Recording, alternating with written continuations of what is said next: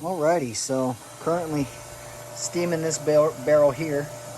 Just went through and used the barrel wand to spray them out. Ran water through it till it was clear. But just to kind of give you an idea of how awesome these Optima Steamers are, you can see the unit here. Like I said, barrel wand, ran it till the water was clear. Check this out.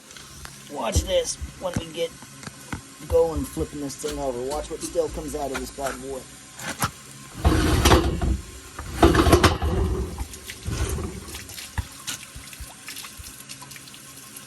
Wow.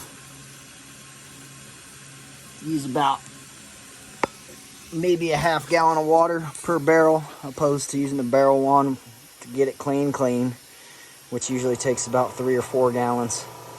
So, saving water, saving time, it's great. Definitely recommend this bad boy. And the little barrel attachment here is a lifesaver too. So, heck yeah.